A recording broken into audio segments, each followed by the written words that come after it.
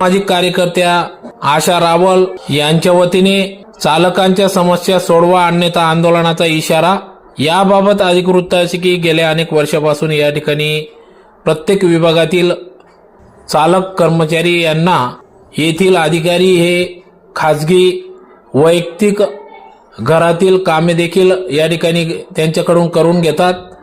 त्या वैयक्तिक कामासाठी चालकांना या ठिकाणी शासनाने दिलेल्या गाड्या वैयक्तिक व खाजगी कामासाठी वापरण्यात येतात व त्यांच्याकडून घरगुती कामे देखील करण्यात येत असल्याचा आरोप या ठिकाणी सामाजिक कार्यकर्ते आशा रावल यांनी केल्याबाबत चौकशी करून चालकांना न्याय द्यावा अशी भूमिका त्यांनी घेतली आहे। यापूर्वी देखील अनेक विविध समस्या सोडवण्याचे काम ते करीत असतात। त्यातलाच एक भाग म्हणून सध्या चालकांवर होणाऱ्या अन्यायाविरोधात ते लढत आहेत। नमस्कार मॅडम, आपण आज आमच्या स्टुडिओला भेट दिली। काय सांगाल नेमकं वाहन कर्मचारी यांच्या ज्या समस्या असतात त्या संदर्भात अधिकाऱ्यांवर काय आरोप आहे आणि काय नेमकं सांगाल? नमस्कार, मी आशा रावल। मी एक सांगू इच्छिते की आपल्याला आज मला जे तुम्ही व्हिडिओच्या माध्यमातून विचारता आहे, मुलाखतीच्या माध्यमातून मी जे सांगू इच्छिते की जे शासकीय वाहन चालक आहे ते इतके त्रस्त आहे, त्यांचे पगारा व त्यांचं वेतन आणि त्यांचं भत्ते, काही त्यांचं पेन्शन, अशा काही ज्या समस्या असताना त्यांचा पगार देखील वेळेवर निघत नाही व त्यांचे वेतन आणि त्यातल्या त्यात त्यांचे पेन्शनचे प्रॉब्लेम, असे घरगुती काही ऑफिशियल टेन्शन असताना आज शासकीय अधिकारी जे आहेत, अनेक ऑफिशियल, मी प्रत्येक डिपार्टमेंटचं नाव घेत नाही, तुम्ही समजून जा XYZ, ते प्रत्येक डिपार्टमेंटला अधिकारी काय करतात, क्लर्क लोक ते शासकीय वाहन चालकांना त्यांच्या वैयक्तिक कामाचा वापर करून घेतात। त्यांच्या मुलांना ट्युशनला सोडणे, शाळेत सोडणे, वरून त्यांच्या भाजीपाला आणण्यापासून, आणि त्यांना शासन पगार देतो ते फक्त सरकारीच कर्मचारी आणि सरकारी ड्युटी निभवतील, त्यांच्या घरगुती कामांचा वापर होणार नाही।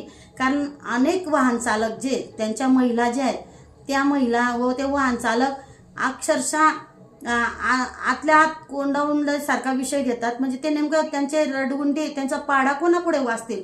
कारण आपण जर या अधिकारीविषयी बोलू किंवा त्या क्लर्काविषयी बोलू, चायपेक्षा कॅटली गरम, जसं की उदाहरण, जो क्लर्क आहे तो खालच्या टेबलावरचा असतो पण तो वरच्या अधिकाऱ्यापेक्षा त्याचा पॉवर जास्त, म्हणजे जसं की चायपेक्षा कॅटली गरम।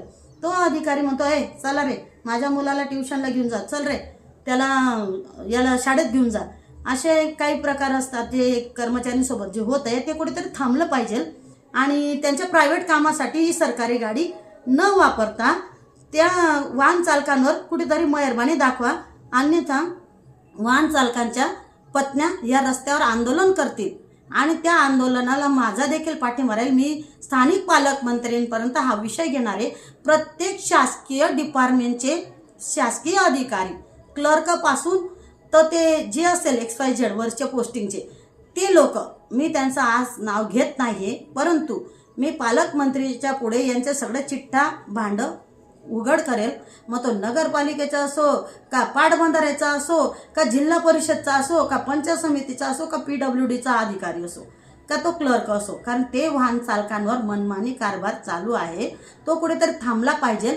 मी इथल्या स्थानिक पालकमंत्र्याला पत्र देणार आहे आणि त्या वाहन चालकांच्या आज कुठेतरी त्यांचं मन दुखवलं गेलंय, पण ते सांगू पावत नाही, कारण ते म्हणतात मी जर बोलेल तर हा अधिकारी माझ्यावर काट खाईल।